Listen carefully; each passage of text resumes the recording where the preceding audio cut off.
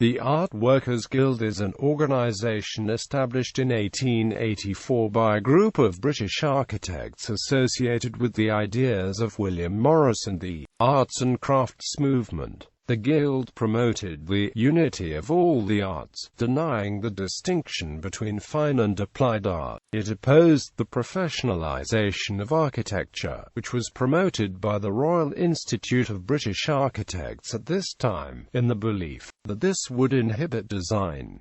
The founders of the Guild were 5 young architects from Norman Shaw's office: W.R. Letherby, Edward Pryor, Ernest Newton, Mervyn McCartney and Gerald C. Horsley. Its first master was the sculptor George Blackall Symonds. Its second master was John Dando Sedding.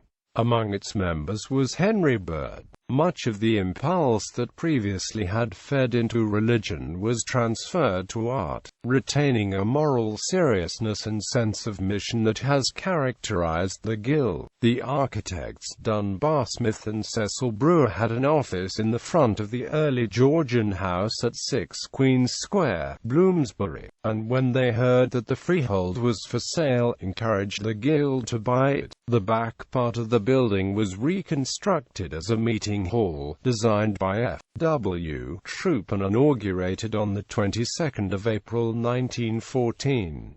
It is furnished with rush-seated chairs to a pattern originally made in Herefordshire in the 1880s by Philip Clissock, and afterwards copied by Ernest Gimson and his successors. The names of all members up to the year 2000 are painted on a frieze around the walls of the hall. The list of names now continues in the front room known as the Masters' Room. The Art Workers Guild gave rise to the Arts and Crafts Exhibition Society. The Guild was originally a male-only organisation, leading May Morris to start the Women's Guild of Arts in 1907 as an alternative for women. It was not until the 1960s that women were admitted, starting with the wood engraver Joan Hassall, who became the first female master in 1972. The Guild is today a society of artists, craftsmen and designers with a common interest in the interaction, development and distribution of creative skills. They represent a variety of views on design and stand for authenticity in a world increasingly uncertain about what is real. Founded originally by the leading lights of the arts and crafts movement in the 1890s,